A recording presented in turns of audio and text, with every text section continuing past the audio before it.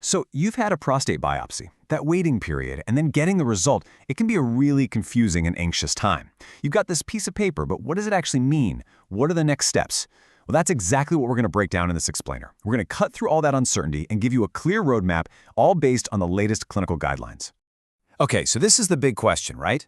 The biopsy comes back negative. That sounds like amazing news, and a lot of the time it really is. But it's not always the end of the road. The real question that we have to ask is, could a serious, clinically significant cancer have been missed?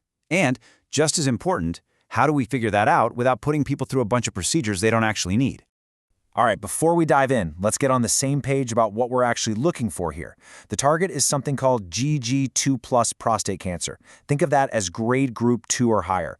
This is what we call clinically significant cancer. You know, the kind that's more likely to grow, spread, and actually cause problems. So everything we're about to talk about, all these follow-up steps, their whole purpose is to either find the specific type of cancer or, just as importantly, confidently rule it out. Okay, so where do we start? One of the first tools in the toolbox after a negative biopsy is a biomarker test. But here's the thing, how and when we use this tool is absolutely critical. It is definitely not a one-size-fits-all solution. And that brings us to a really important choice. Do we do reflexive testing, which basically means we do it automatically for everyone? Or do we use selective testing, being more thoughtful and deciding on a case-by-case basis? Luckily, the guidelines give us a really clear answer here. And here it is, straight from Statement 24. Now, this is labeled as a clinical principle, and that's a big deal. It means this is considered a fundamental, universally accepted truth in medicine.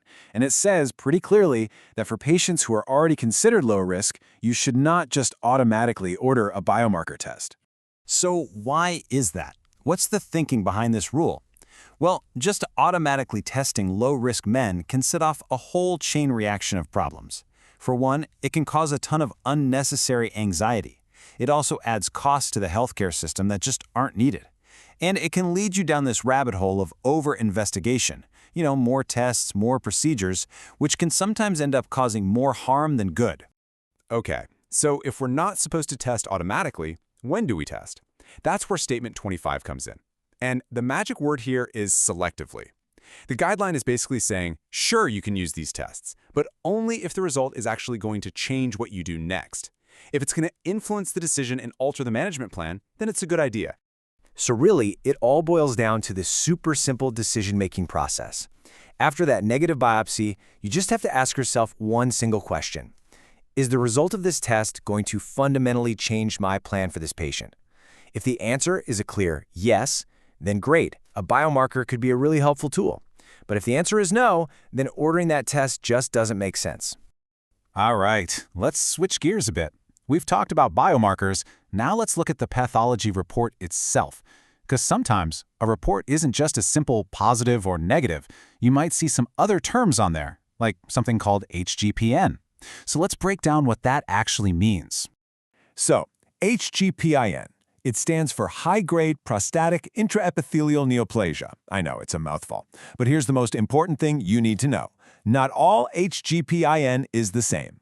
The huge difference is whether it's focal, which just means it was found in a single biopsy core, or multifocal, meaning it popped up in more than one. And as you're about to see, that one little difference totally changes what you're supposed to do next. Let's start with focal HGPN. The guidance from Statement 26 is crystal clear. You should not do an immediate repeat biopsy. Just finding this in one single core, all by itself, is not a reason to hit the panic button and rush back in for another procedure. So the path forward here is really straightforward. You get a result, you see it's only focal HGPIN, and the right move is to just continue with the regular surveillance plan. No need for alarm bells to go off. But if that HGPIN is multifocal, well, that's a whole different story. Statement 27 makes it clear that finding it in multiple cores is more concerning. Now hold on, this doesn't mean you automatically jump to another biopsy, but it does mean it's time to do some more digging, some additional risk evaluation, to see if there's a significant cancer hiding in there that the first biopsy might have missed. So what does additional risk evaluation actually involve?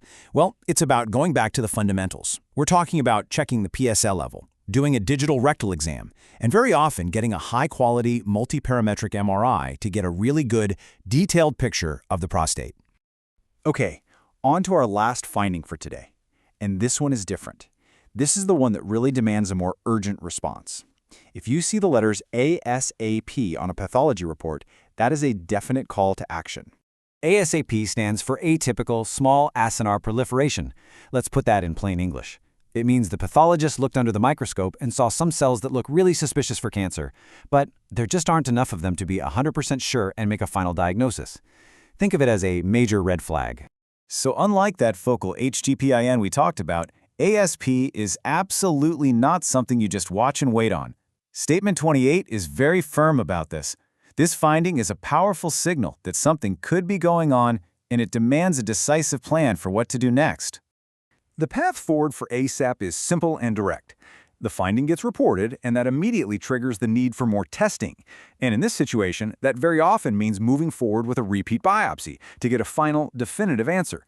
The bottom line is, you just don't let an ASAP finding sit on the shelf. Whew, okay, so we've gone through a lot of details here. Let's just pull back for a second and summarize the big ideas, the key principles that really give us a clear path forward after a prostate biopsy. It really comes down to 3 main rules. First, be smart with biomarkers. Use them selectively, not automatically, and only when the result will actually change your game plan. Second, know the difference with HGPIN. If it's focal, you stick with surveillance. If it's multifocal, you need to do more evaluation. And third, and this is a big one, if you see ASAP, you always act on it. You know, when you step back, all of these guidelines are really about answering one big, tough question.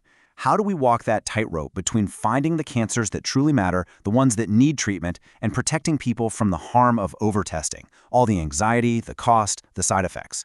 It's a delicate balance, and it's something we're all striving to get right every single day.